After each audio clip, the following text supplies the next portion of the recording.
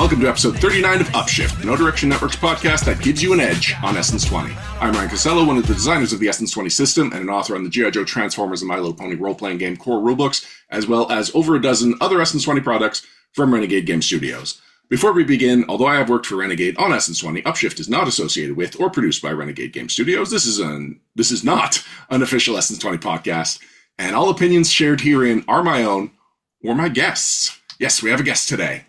Now, just to give you some context, a lot of my friends in the G.I. Joe fandom think that my getting to write on the brand is a big deal, and I do agree with them.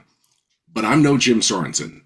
I never converted glyphs seen on screen into a functional language and typeface. I haven't authored almost a dozen guides to Transformers characters, art, and history.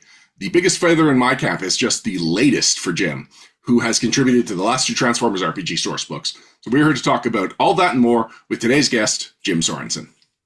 Well, thank you very much for having me. That is a big intro to live up to, and I will do my level best to do so.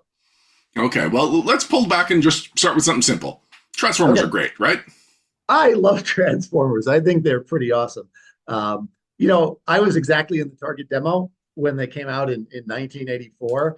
The GoBots pilot had aired, and then the Transformers had a commercial for the comic book, which was a whole thing to get around, FAA, no, not FAA, FCC, they're not airplanes, FCC regulations about how much animation you could have in toy commercials. So they advertised their Transformers comic on TV. They did the same exact thing with G.I. Joe, as I'm sure you know. And the commercial worked. Everybody in my elementary school, I was about 8, so I guess I was in 2nd or 3rd grade. We were really stoked by these transforming robots, and even though the commercial was ostensibly for a comic book, like, we could read between the lines, and we all demanded our parents take us out to the store to go try and find the Transformers. And I went looking with my mom for Optimus Prime, which we could not find, but we got a Prowl because I thought a police car was still pretty cool, and sort of went from there. And I never really fell out of love with Transformers. Like, all through high school, I was into them. Right when I was starting to age out and the cartoon went off the air, the comic books got really good. Simon Furman, a British writer, took over writing duties of Marvel US and really expanded the scope of the Transformers comics to be really cosmic and mythological. And I responded. I was right, exactly the right. I was about 13 or so to respond to that level of story engagement. And then the toys sort of went away, and then they came back as Generation 2, and that was super exciting. And then they kind of, they tried to freshen up the old cartoon with new really awful computer graphics in the 90s, and that didn't quite work. But then Beast Wars came out, and while I was in college, and lo and behold, they were really good. And you alluded to this, but I went through the Beast Wars cartoon, and I tape it on VHS. I had like a TV VCR unit that I would carry from my dorm room into the common area where there was a cable hookup, and I would unhook the main TV and hook up mine, and I would record Beast Wars episodes, and then I'd have to do it. And I did the same thing for Exo Squad, which is a great cartoon from the 90s. And then I'd go back to my room, and one day, for procrastination, I wound up, I made a website for like a class as an assignment, and it was about science fiction fonts. And I found all the ones I could find, and I put them online. But a lot of the stuff I was interested in didn't have fonts like that were true type and that you could download. So I wound up making fonts for like Predator and like The Last Starfighter, the Rylodian language. And I did that for Beast Wars and for the original series. I made an Autobot font based on the episode Cosmic Rust, and I made a Decepticon font based on the comic book Decepticon. Graffiti was the name of the font. That might have been the issue of the comic, but Decepticons, the run amok and runabout, the battle chargers were going around defacing human monuments, and I turned those into fonts. And the ancient Autobot font has been picked up, and it's all over the packaging today. It's in Transformers 1, so that was very gratifying.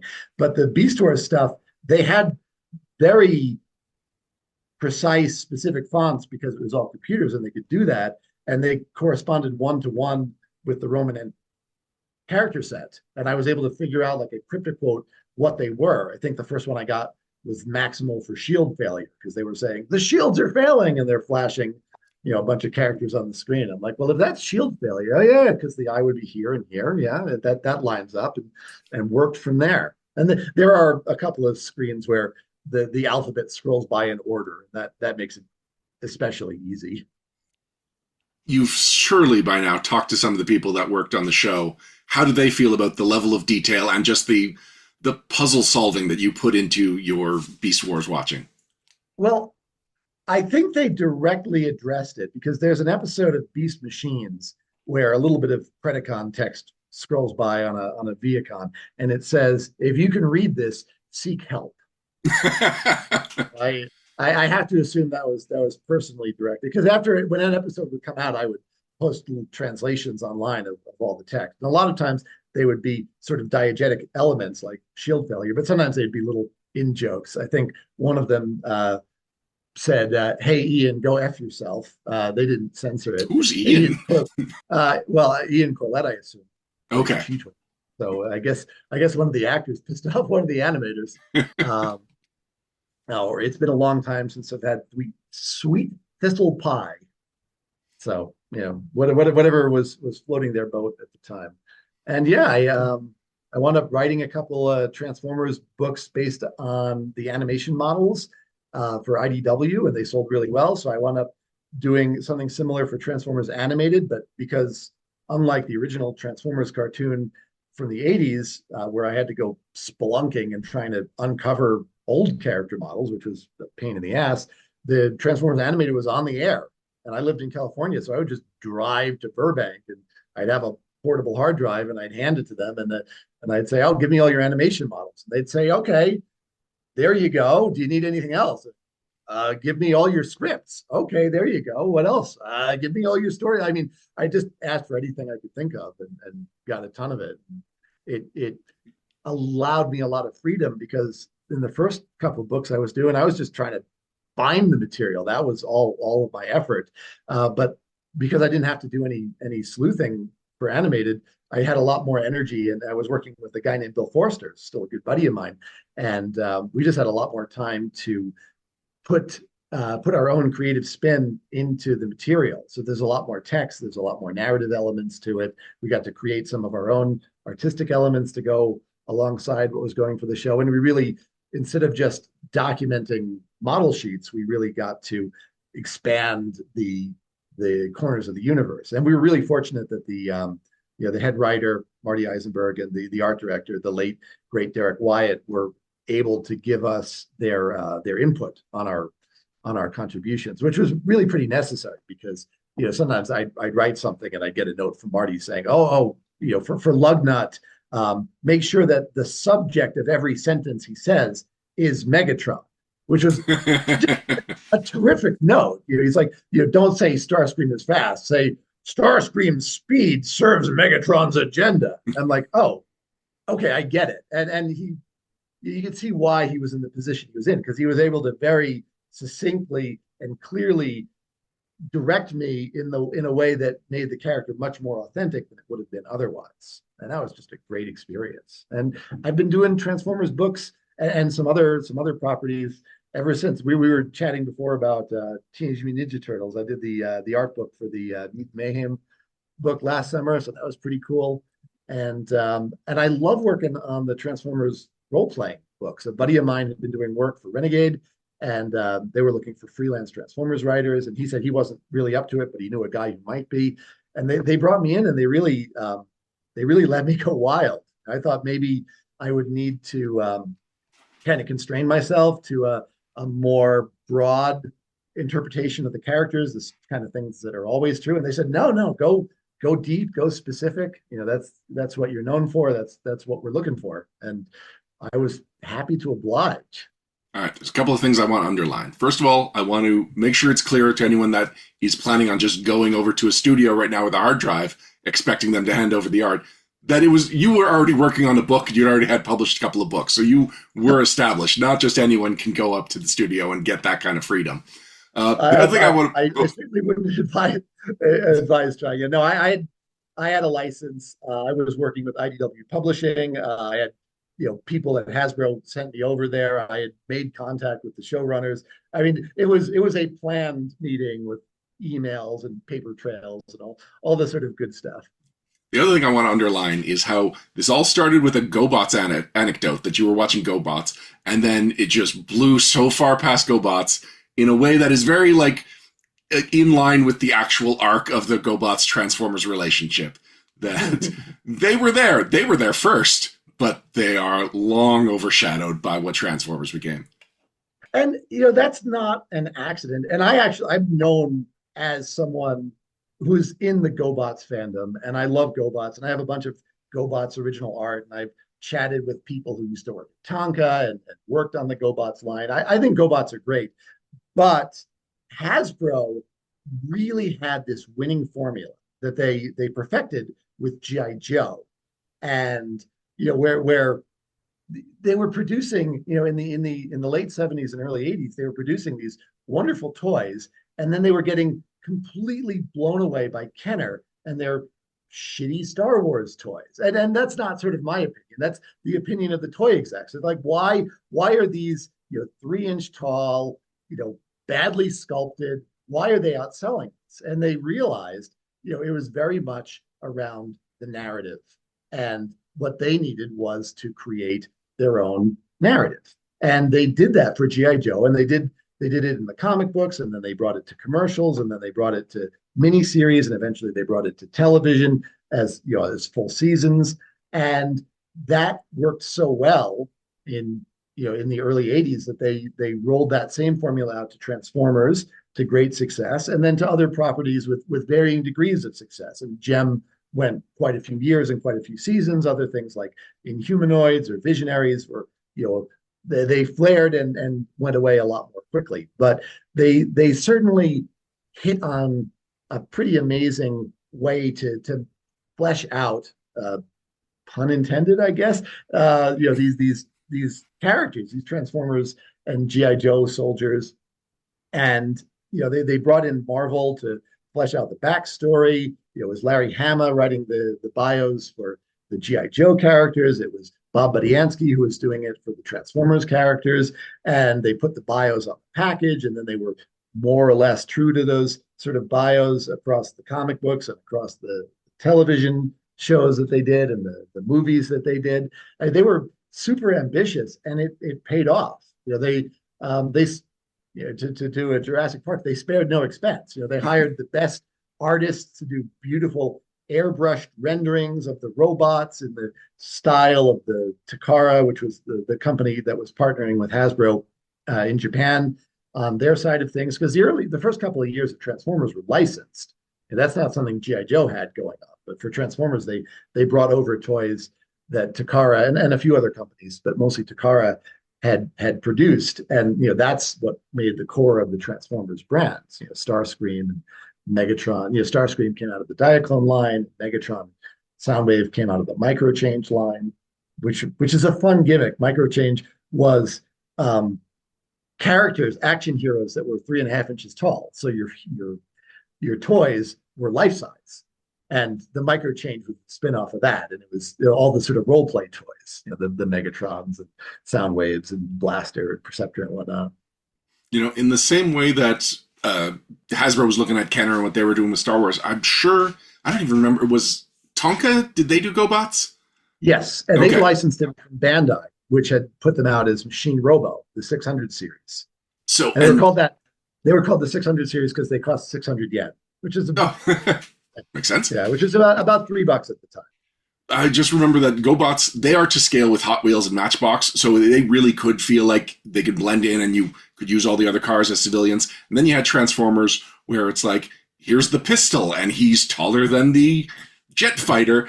And it's like, the GoBot people must have been like, this makes no sense. Why do the kids love it? And it's because, like you said, the storytelling was all around it, and is like, sometimes they justified it, and sometimes just through animation where, okay, Megatron can shrink. We are never going to explain this in continuity on the series, but you see it happen, you fill in the gaps as the viewer and the kid with the toy who then has to justify why their Megatron is in charge of what should be much larger robots.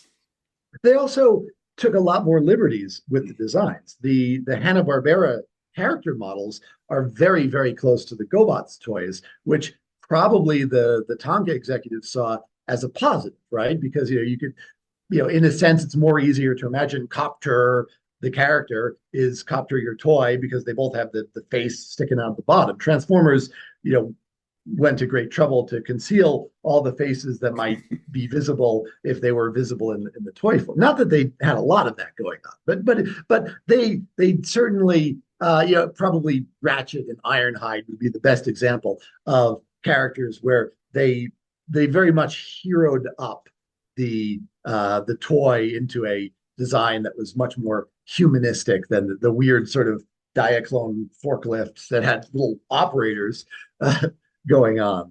And they brought in Flora Derry to do the designs of the first couple of seasons and the Transformers the movie, and he would streamline those toys. A lot of times, wheels on the shoulder of the toys would go away, or Optimus Prime's wheels on his torso, his lower torso would go away. I actually have a very early animation cell of Optimus Prime where they hadn't gotten rid of the wheels yet.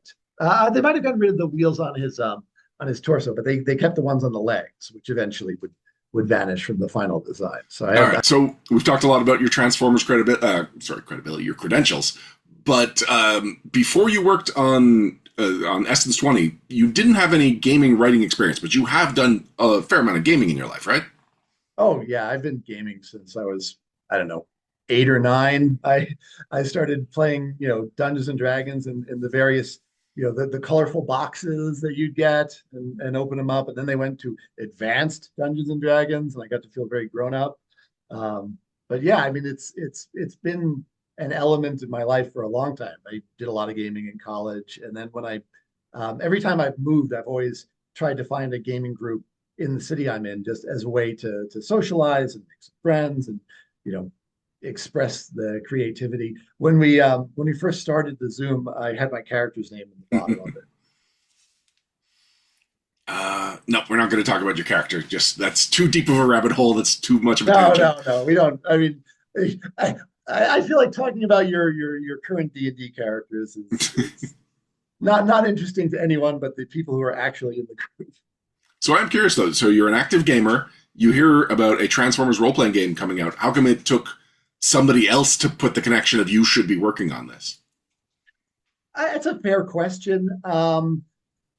I tend to reach out to publishers that I already have some sort of connection to, if I already know the editor in question or I've worked with someone. So cold calling is always kind of a tricky proposition.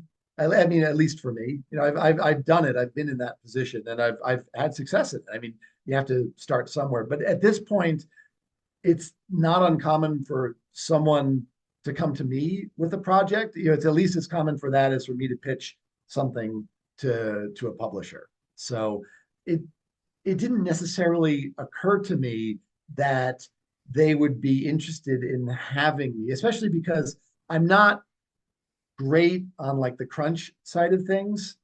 Like I'm very much the player in the group. I'm not the GM in the group or the storyteller in the group. So I can be. I was a math guy in my former life. My day job when I had one was doing data analytics, and I studied math in college. So I can be like a really almost pernicious min-maxer. I try to guard against that tendency a little bit, but I kind of can't help but see the synergies and at least lean into them a little bit. I remember once doing a campaign, a Dungeons and Dragons 3.5 campaign, and we had a total party wipe. And we shouldn't have, but we did. And we were way at the end of an adventure path, and that we'd been playing for like 2 years. And so we decided that we would keep going, but we had to generate new like 20th level characters. And I'd been playing my existing guy since level 3. So he had all the sort of foibles that you get as you naturally level someone up, and you're using found gear because it's sort of just cheaper than selling it and buying it back and whatnot. And now I was given like level 20 recommended wealth to buy whatever I wanted, and I had the chance to, and I wound up making a Warforged monk, just straight level 20 monk, and all the feats and weapon finesse, and he was all dex based, and the GM said, look, I think maybe Caius, the god, might be able to hit your character, but I don't think anything else in the rest of the adventure will. Could you tone it down, please? I'm like, okay, I will get rid of weapon finesse, and I will add brain. There you go. Well, it did. Like it's amazing how much like a little change like that can, and it wasn't nerfed. I mean, it was a really tough build, but not quite broken the way he was before. So I do try to guard against that. But despite that, I've never tried my hand at writing the mechanics so much. And I wasn't sure that was something that I would have aptitude for or interest in. But with Essence 20, I was mostly doing, I've done some of the perks, but mostly, and a little bit of gear, but mostly I've been on the lore side of things. And that suits me just fine, because I can play with Transformers lore, until the mecha cows come home.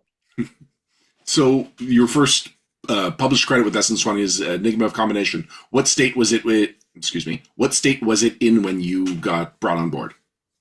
So I was brought on board with a bunch of other freelancers, and I believe it was in the outline stage, and they were sort of assigning different parts to different people, and they had sort of defaulted me to lore. Like I said, that kind of suited me just fine.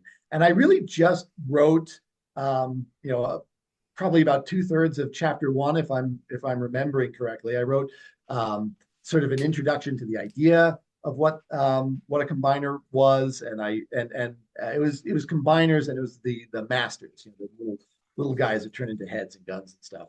And we walked through some of those, and I tried to do it in a way that was in universe. So, it was, sort of found documents and lectures and whatnot that might exist. I find that's a format that, can really draw people in, because it has that narrative element that I think is really appealing. It avoids, when lore is presented in a dry, factual way, it reads like an encyclopedia. Like there's a reason that, most people don't wind up reading the appendices of Tolkien. And Tolkien is brilliant, and Tolkien's world building is brilliant. But I would much rather, as a reader, engage with it, when it's presented as part of the story, as opposed to, at the end of the book, and here's a list of facts. Because at the end of the day, it's a list of things that didn't really happen.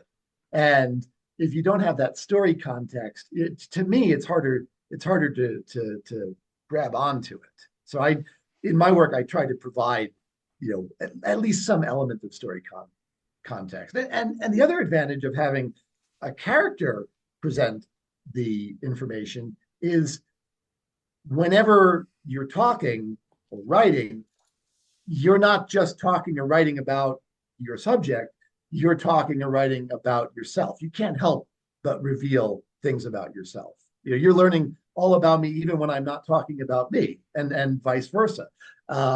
So if I have Cheetor talk about beasts, if I have Mindwipe talk about headmasters, you're learning about Cheetor. You're learning about Mindwipe, and you get that little bit of extra value to it. And character voices are fun to play with. And Transformers and G.I. Joe have especially fun voices, because they're so exaggerated. There's a heightened reality to them that it can be very appealing. They have verbal tics. Like we were talking about how Lugnut always, everything he says is about Megatron, and real people don't. Even people that are really fanatic about a baseball team or a politician or a role-playing game, they can and do talk about other things from time to time. But for a Transformer, it's in their programming. It's okay to have that exaggerated reality. It also feels like sorry, go ahead.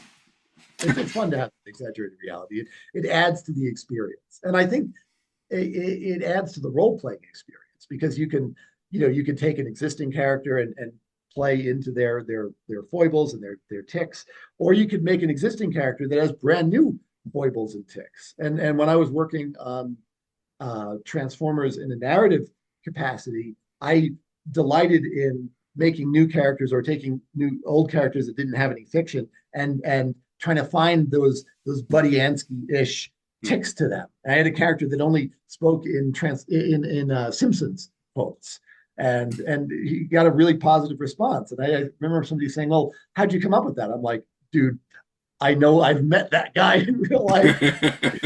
And I think we all have. I think we've all met the person who, like, now I'm probably dating myself, but I remember, like, in the early days of gaming, there'd be people that, like, every word out of their mouth was a Monty Python quote, and it's fine and it's funny, but it could get old, but not when it's coming out of a robot jet. So I also think the Enigma of Combination was a good book to bring you on, because the very concept and the toys that it is focusing on, it's much more of a, I get why this is a cool toy, than it is, I get why this makes sense in the world of Transformers. I think that they struggled with that right from the beginning, right? Because Hasbro, I mentioned Hasbro had licensed the first couple of years of the Transformers toys from Takara in Japan, but then eventually they ran out of toys to license and they had to start coming up with their own. And they started leaning more heavily into like line-wide gimmicks. And 1987, the Headmasters and the Target Masters were really the first year that they were fully committed to that idea. And you had robots who had their heads turned into a little man, or their gun turned into a little man. And it's definitely, I mean, it's a cool toy. It's fun to fiddle with it. But then why would they do that? Why would these robots decide to do that? And Bob Budiansky over at Marvel had to come up with the reasons why they were doing that, and he did it, at the sort of mile high level with a 2-page memo where he's outlining that it enhances their speed and their capabilities, and then he did it as a 4-issue comic book where you actually see the story of the Autobots going to Nebulos and trying to make peace with the natives and offering up their heads as tribute, which is a bizarre image, but they're robots. I guess you can get away with it. Well, I mean, they did, right? Because here we are 30 years later, and we're still sort of engaging with those ideas and making characters and rule sets based on it.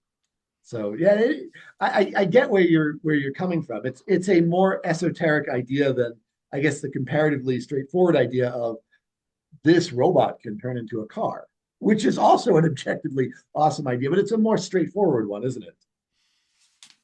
The car goes faster, but why do I want to play a leg? Like, I'm with a group of friends. I get why I would want to be a wizard or a barbarian. I get why I would want to be a commando or a technician, but why I want to be a leg, that feels like it needed someone who really gets what being a leg is to that Transformer.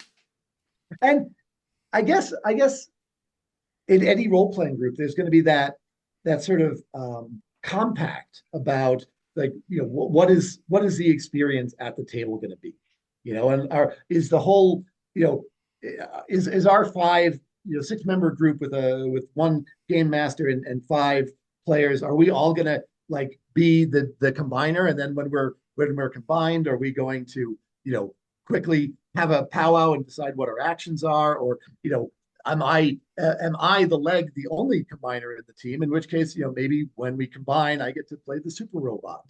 I mean, those sort of collaborative storytellings, I think, are what could make gaming pretty magical. It is also something that it was not. It was like alluded to in the core rulebook, but it really wasn't explored mechanically until Enigma of Combination. And all that time, fans were asking, like, when are we going to get combiners? So with that much like anticipation for this book, how do you feel it was received? Well, from what I could tell, people really, really ate it up. I mean, when it came out, I was lurking on all the boards, and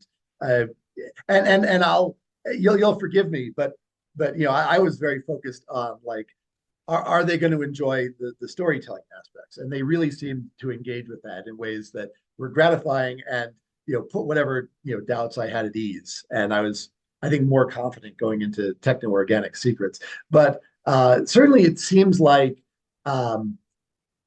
like from what I can see on the boards, people very much engage mechanically with the rule sets as well, which is what you want. And there's the people like me, Shane, who are looking for ways to min max. And I've seen some of that with like Technorganic secrets. They're like, oh man, if I make myself a horse, I can get access to the equestrian feats. And and part of me is like rolling my eyes, but part of me is like, okay, respect. I see where you're coming from. Yeah. Well, so not that they need to be defended, but I will say that probably the reason you're seeing that is that you could talk about Transformers in a million places online, but you can only talk about the Transformers role-playing game on like a much smaller, field of options. And so that's where you're seeing that kind of conversation, because they probably already have their venues for the lore discussions that they also engage in on like the Renegade Discord and the Facebook and whatnot. But yeah, it is really like, this is our chance to have this conversation with our people. Oh yeah, and no disrespect or judgment was implied. I mean, like this is exactly where, and I love talking about role playing mechanics. I mean, like I really like finding those synergies and hopefully not breaking the game, but like finding that clever way to use that mechanic. Like that I get it. Like that's fun, and part of the fun of having a system is that you have multiple books, written by probably multiple authors, and sometimes that equestrian feat, if you put it on like a transformer like Mach Kick, who's a horse, he's a canonical Beast Wars horse, like that can be fun, like that can be really interesting. GI Joe feats, can be used on some of these Transformers characters. I mean, Transformers and GI Joe have had so many crossovers, and I mean, way as far back as the Marvel comics and the Transformers TV show, they were having little nods to each other. I mean, Marissa Fairborn is Flint's daughter. Old Snake shows up in the Transformers season 5, taking advantage of the fact that it's 20 years in the future. I mean, like these properties can mesh very well together. Thematically, they could mesh very well together because they were exploring kind of similar themes and similar ideas. Well, you are talking to the person that's done most of the crossover stuff that we have produced through Renegade, and that is just some of the most fun stuff that I've put out. One thing in the Field Guide to Action Adventure, I'm not going to talk too much about my stuff, but this is one thing that I think you'll appreciate, is that when I realized that in the first crop of Power Rangers, there was a Tommy and there was a Kim, and Storm Shadow is Tommy and Jinx is Kim. And I was like, oh, I could do some kind of like, the Tommies are teaming up against the Kims, a Tommy and a Kim is against it. And so there's just a little paragraph about like, these are the connections that are there, and it is a wide open toy box for you to play with right now. That ethos, the toy box ethos, like that's the energy I try to bring almost to all my Transformers work. Like you can do Transformers in a very rigid way and say, okay, and sometimes it's appropriate to do that. When I was doing the Transformers, G1 character model books, everything in there was a G1 character model. There was no expanding beyond that because the scope was defined. But I love that Transformers has had so many different incarnations and iterations, and that Transformers can be a story where it's largely about sort of the human military who's teaming up with the Transformers, or it can be about basically superheroes in outer space having Greek mythology, or I mean, it can be so many and has been so many different things. It can be about guys whose heads turn into little robots. It can be bots. It can be transforming toilets and popsicles. I mean, like these are all this and more are things Transformers has been like Japanese sexy girls. Transformers has been, I mean, it's been lots and lots and lots of things. We don't talk about Kiss players, but they're like you could avoid the skeezy stuff, and there's still interesting lore to be drawn from that, and it still informs what's going on in like the Japanese G1 continent. Because for all the Transformers in America kind of exploded into dozens of different directions, in Japan they very much tried to sort of tie everything back to that original cartoon that went many more years in Japan than it went in America. So like lots and lots of things that feel like they're tangents in America get looped back in some strange, inmates running the asylum sort of ways. And I think that's pretty glorious too. Like I love all you said Transformers is pretty great, right? I mean, it is. And one of the things that makes it great is, how multitudinous it can be. Which brings us to Technorganic Secrets, which kind of is the first time that Transformers got a major reboot. It like completely reset the concept. This book is focusing on largely that timeline. So you were once again brought in not only as a writer, but also as the Transformers lore consultant. So can you talk about just the different hats that you wore for this project and how you approached it differently from Enigma Combination? So at first I started in very much the same way. We got an outline. I was assigned the first chapter, and I was also assigned to write a bunch of character bios, which was an expansion about what I did. And I got to do a little bit of the crunch, which was fun for me. I got to write up a couple of perks. I think I did two heads is better than one. Nice. For guys who have two heads going on, and the mechanics were harder for me. I'll be totally upfront about that. And I workshop that more with my friends. I'm like, okay, so I'm thinking it'll give a bonus to alertness. Is that good? They're like, it's good, but you need more. I'm like, okay, and then we came up, and you can give yourself like a help action, like once a scene.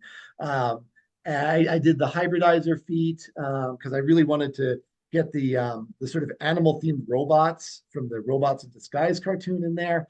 I did a double spy one because that's something that's been with Transformers since '87. But I thought, oh, let's explore that mechanically. One of the Beast guys has that going on, so it felt like a natural fit. And I got to write up the Golden Disc, which was one of the giant MacGuffins from the Beast Wars cartoon. And I said, okay, well that's fun. We can talk about that.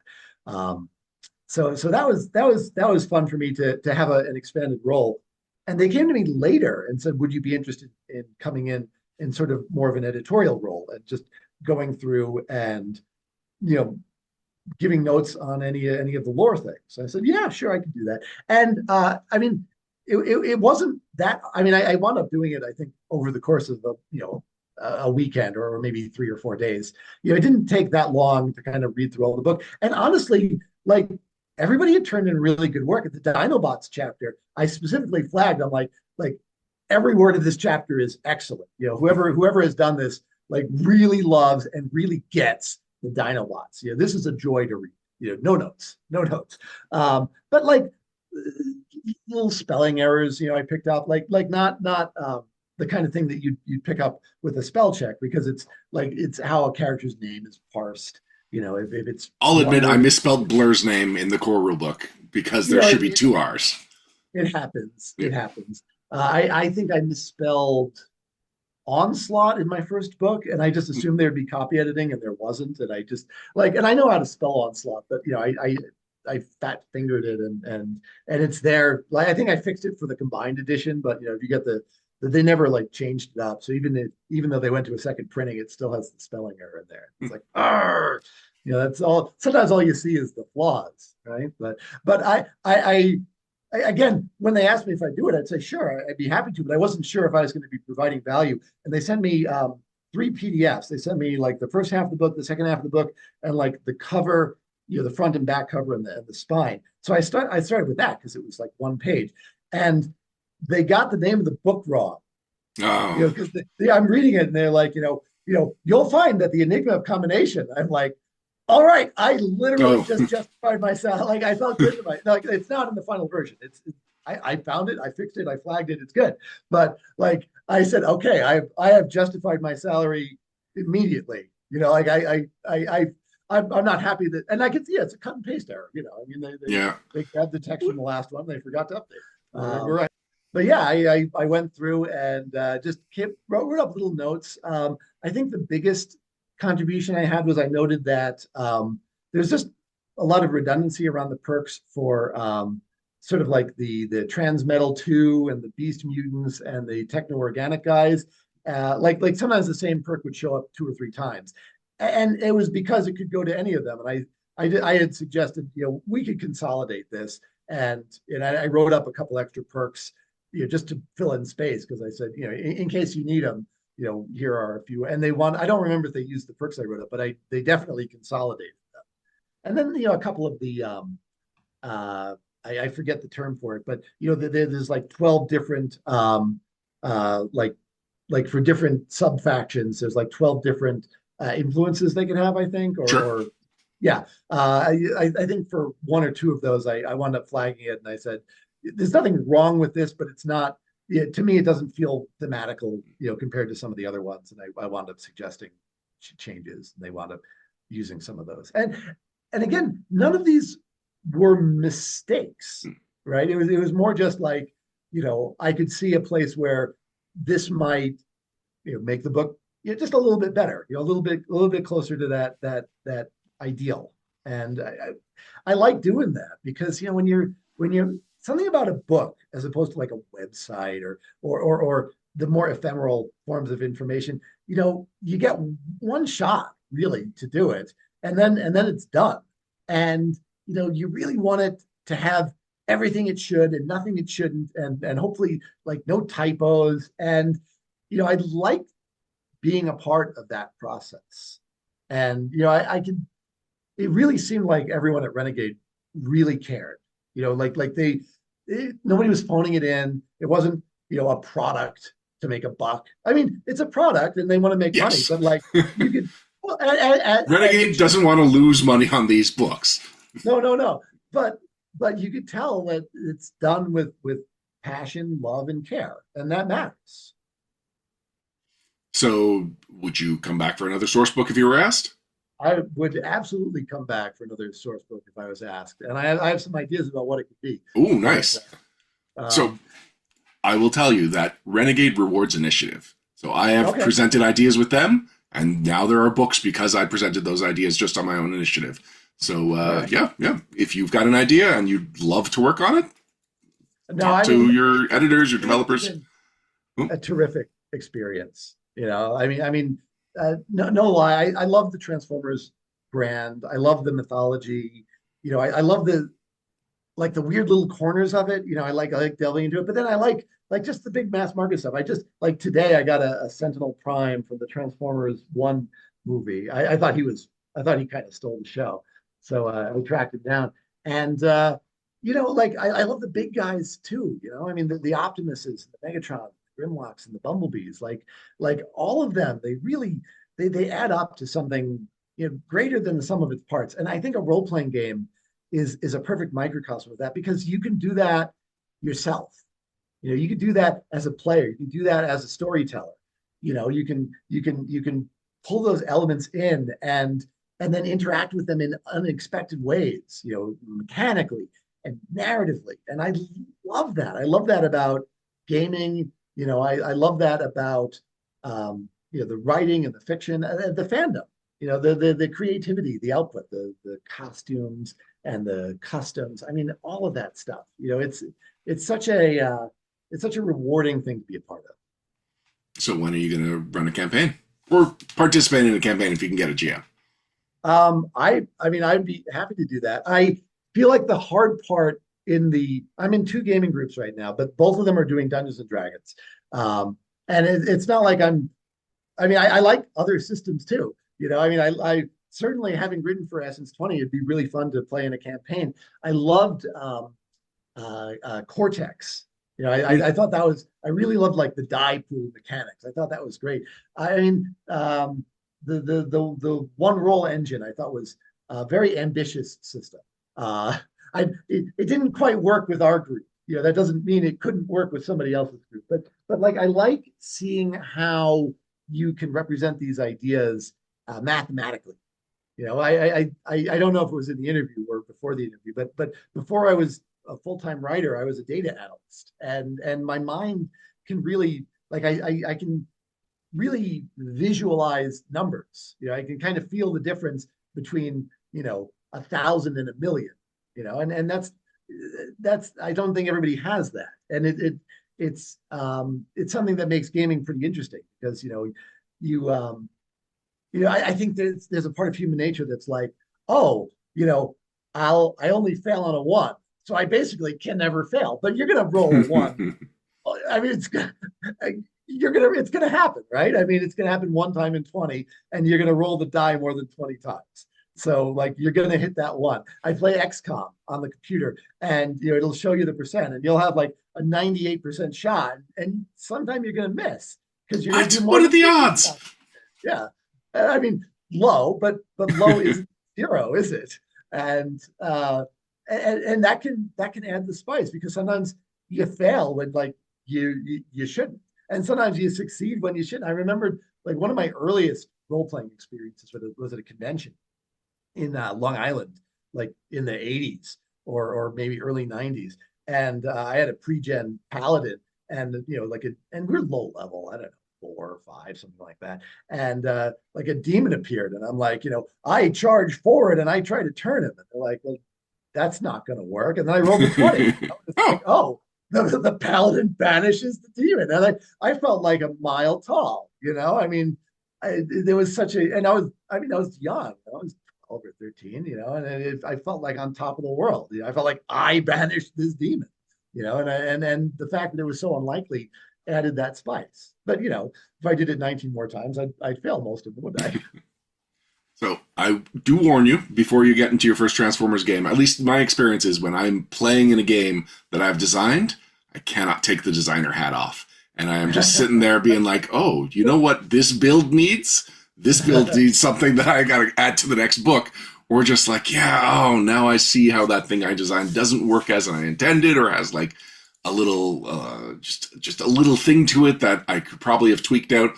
And I'm just quieter in games when I'm running or when I'm playing in an Essence 20 game because the engine is running. I can very much see that. And I think for me, the mechanics that I was kind of proud of designing were all stuff where I felt like there is lore around this, and I would like players to be able to mechanically engage with this lore. I would like this to be a thing, not just for flavor, but also for the crunch of it, and that's whatever the next book winds up being, if there's another book, I suspect that's where my mind is going to go. It's going to be like, oh, I love that this character exists, that I don't know, double pretenders exist, and but what would that look like in the game? Are do you need 2 players to collaborate and we're both inside one shell? Or no, that doesn't sound quite right. And you noodle around with it until eventually you kind of come up with an idea that says, oh, that'll work. That's how you do it. That's how you borrow this mechanic from over here, and you stack them.